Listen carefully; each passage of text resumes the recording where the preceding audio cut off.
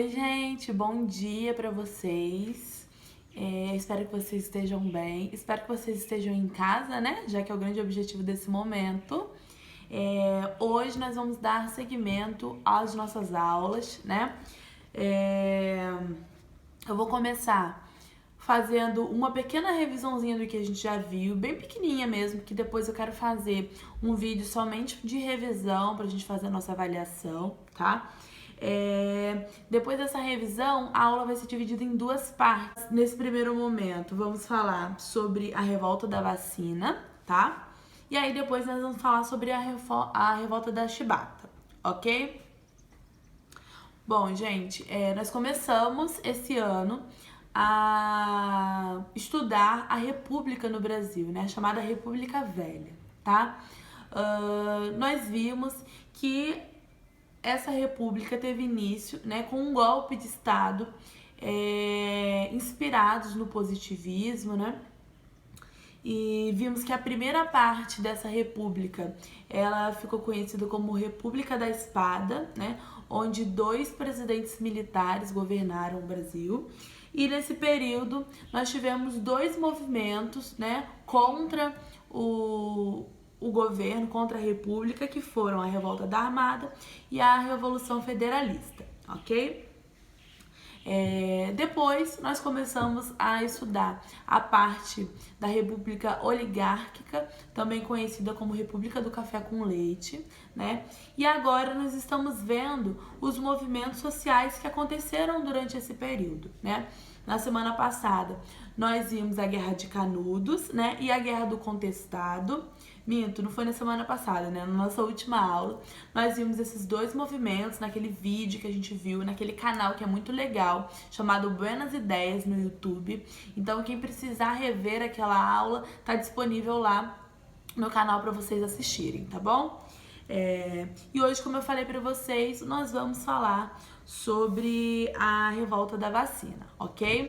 Vocês sabem que durante esse período a capital do Brasil não era Brasília como é hoje, e sim a cidade do Rio de Janeiro, ok? E aí, como a capital do Brasil, ela cresceu, né, desordenadamente, cresceu muito e de forma desordenada. Então, se vocês puderem imaginar, né, as ruas da capital do país, elas ainda eram muito apertadas, né? As construções, né? Muito desorganizadas, a presença de muitos cortiços. Inclusive, eu não sei se vocês já viram em literatura uma obra brasileira, né, muito famosa, chamada O Cortiço, que retrata mais ou menos esse período da história do Brasil, tá? Então, o que são cortiços? São casarões, né, que eram lá do período colonial, que eram ocupadas por várias famílias, né? Então, várias famílias ocupavam uma casa, então eram quartos ali que as pessoas ocupavam. E as ruas, como eu disse pra vocês, muito bagunçado, não tinha saneamento básico, não tinha água encanada, esse tipo de coisa. Além disso, né, além desse crescimento desordenado e dessa desorganização do centro do Rio de Janeiro, um outro problema assolava essa cidade, né? Muitas pessoas viviam ali sem saneamento básico, o que propiciava as epidemias, né? Algumas epidemias foram a febre amarela, né? Que nós já ouvimos falar bastante, a peste bubônica, né? E a varíola, ok? Vamos falar sobre cada uma dessas epidemias, tá? O presidente eleito, então, naquele período, chamado Rodrigues Alves, né? Ele decidiu que ele iria modernizar o Brasil, né? E começando pela cidade do Rio de Janeiro, que era até então a capital, certo? Então, a primeira coisa que ele fez foi mandar demolir mais de 2.000 casas no centro do Rio de Janeiro, né? Ele mandou demolir para alargar as ruas, né? Inclusive, na apostila de vocês, na página 18, tá? Tem aqui, ó, uma imagenzinha.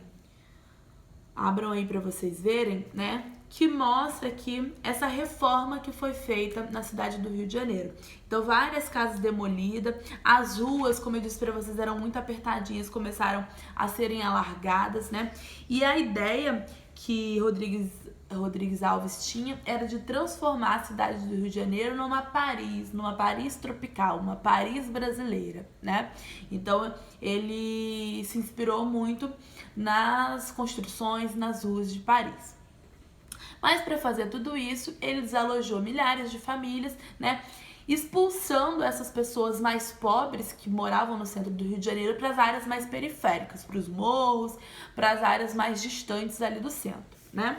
Isso, logicamente, já foi gerando uma insatisfação muito grande nas pessoas, né?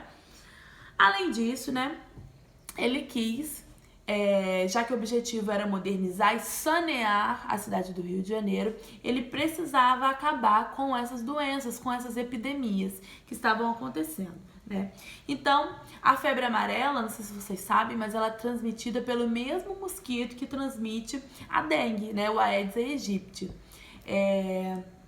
E aí, inicialmente, a ideia era acabar com os mosquitos, tá? Uma pessoa muito importante nessa história é o médico Oswaldo Cruz. Eu não sei se vocês conhecem o Rio de Janeiro, mas tem um instituto chamado Oswaldo Cruz no Rio de Janeiro, justamente por causa desse médico, tá? Esse médico, que na época tinha estudado fora do Brasil, né? Ele tinha ideias, né, em relação a essas epidemias e recebeu total autonomia de Rodrigues Alves para fazer essas interferências, né, essas intervenções, melhor dizendo. E aí, o que ele faz, gente?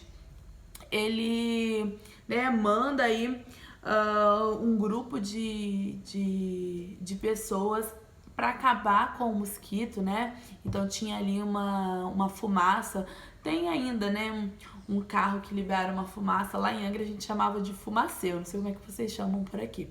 Mas, né, aquela fumaça, eles entravam na casa das pessoas sem pedir permissão, né, pra liberar aquela fumaça e matar os mosquitos. A intenção, gente, ela era boa, né, porque era para acabar com o mosquito que estava relacionado à transmissão dessa doença, que é a febre amarela, uma doença que matou milhares de pessoas na cidade do Rio de Janeiro e no Brasil todo. Mas as pessoas, elas não ficavam muito satisfeitas com a forma com que isso era feito, até porque elas não entendiam muito bem o porquê isso estava acontecendo, tá? Então elas nem acreditavam muito que era o mosquito que transmitia a doença. Então o ideal seria que a população fosse informada, né, de que realmente o mosquito era o agente transmissor da doença e que para acabar com a doença teria que acabar com os mosquitos, né?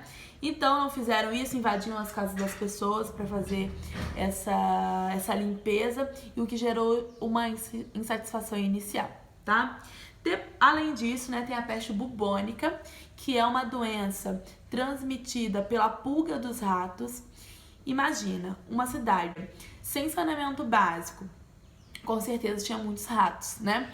E aí a cidade do Rio de Janeiro era cheia de ratos. E aí o que Oswaldo Cruz, né, promete para a população? Olha, vocês vão caçar os ratos, né? Matar os ratos, e quem matar a maior quantidade de ratos vai ser remunerado por causa disso. Então recebia ali um trocadinho pelo número de ratos que as pessoas matavam. Isso foi extremamente importante, gente, para realmente colocar fim a essa doença.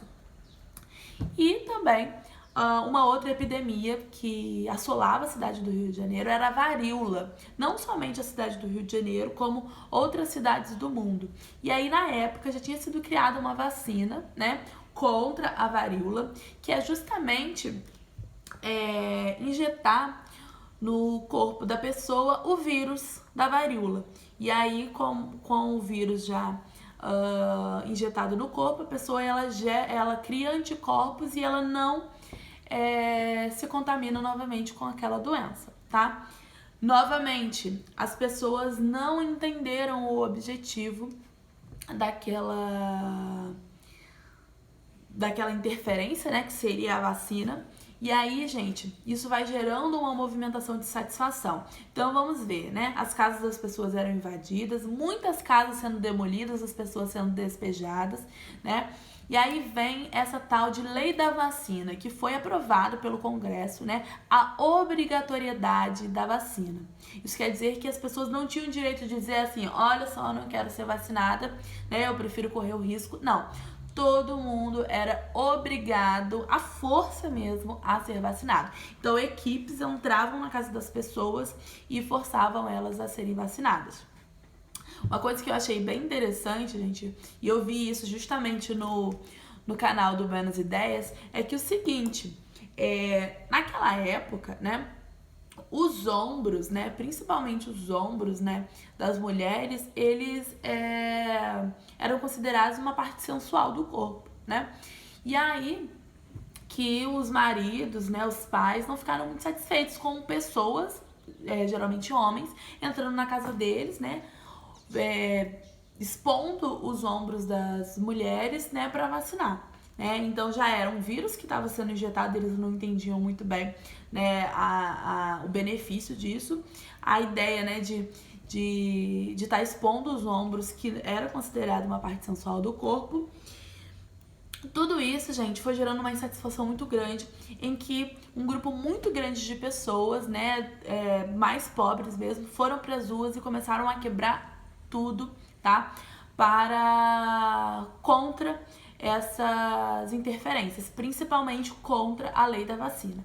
Essa lei acabou sendo suspensa, né, no dia 11 de novembro, mas não acalmou os ânimos, não.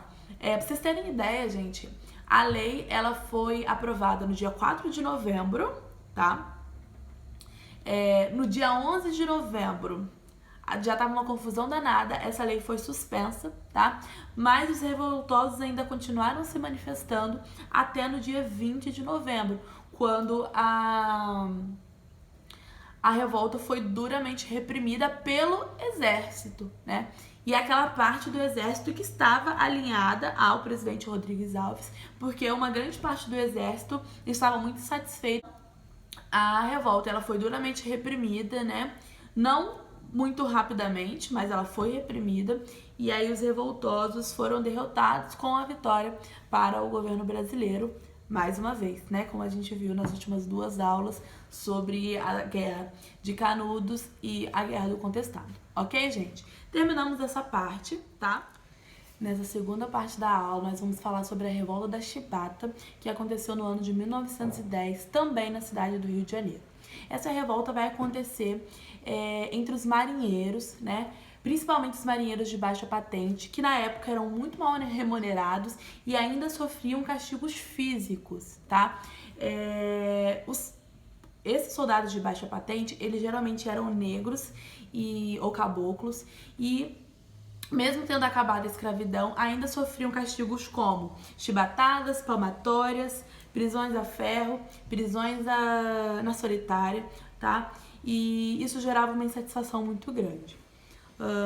Como fala aqui na apostila, logo no primeiro parágrafo da página 20, essa revolta, ela é um retrato nítido de uma herança escravocrata brasileira. Isso quer dizer que, mesmo já tendo acabado a escravidão, os negros, eles continuavam sendo maltratados, ainda que depois da República os castigos físicos tivessem sido proibidos. Eles ainda continuavam acontecendo, tá?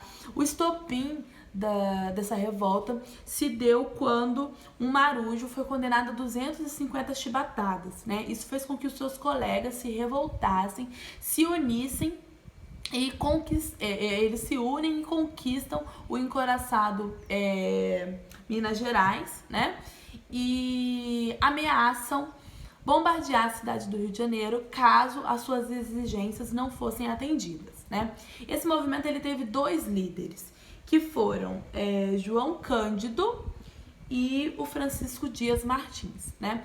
Esses líderes, então, fizeram algumas exigências que eram básicas, como remunerar melhor os marinheiros de baixa patente e proibir de uma vez por todas os castigos físicos, tá?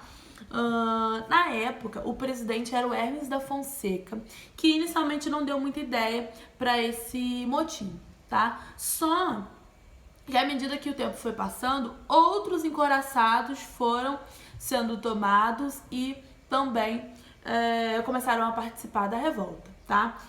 Encouraçados como o Bahia, o Deodoro, o Tamoio, o Timbira, entre outros, tá? E daí que o exército, né, aliado ao presidente Hermes da Fonseca, começa a reprimir, né, o movimento. E quando viu, né, que eles estavam muito mais equipados e preparados para atacar a cidade do Rio de Janeiro, o presidente resolve atender às exigências deles, né? E aí a galera acalma os ânimos, né, libera tudo. E aí, após a revolta, após o fim da revolta, o governo anula a decisão, né, de atender as exigências e manda prender e castigar todos os participantes do movimento, principalmente os líderes, como é o caso de João Cândido. A maioria deles foi expulsa da Marinha, outros foram expulsos, né, e presos, como foi o caso do João Cândido, ele ficou preso na Ilha das Cobras. E esse líder, o João Cândido, ficou preso lá por muito tempo e depois viveu até os 89 anos, né? Uma vida muito simples, muito pobre, mas muito orgulhoso de ter feito parte desse movimento, tá?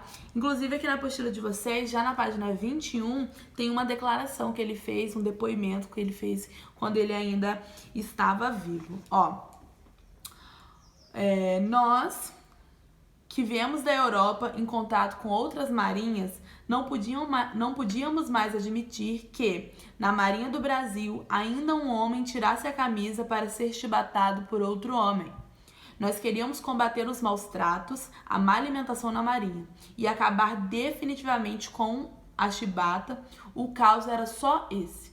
Então, o depoimento que ele dá aqui é para dizer que todo esse movimento era só para acabar com os maus tratos, né? Mas que, infelizmente, foi duramente reprimido, tá? E não foram atendidas essas exigências. E é isso, gente. Nós finalizamos essa aula aqui hoje, né? Na semana que vem nós teremos um novo encontro para continuar falando sobre a República Velha no Brasil, tá bom? Beijinho e até mais!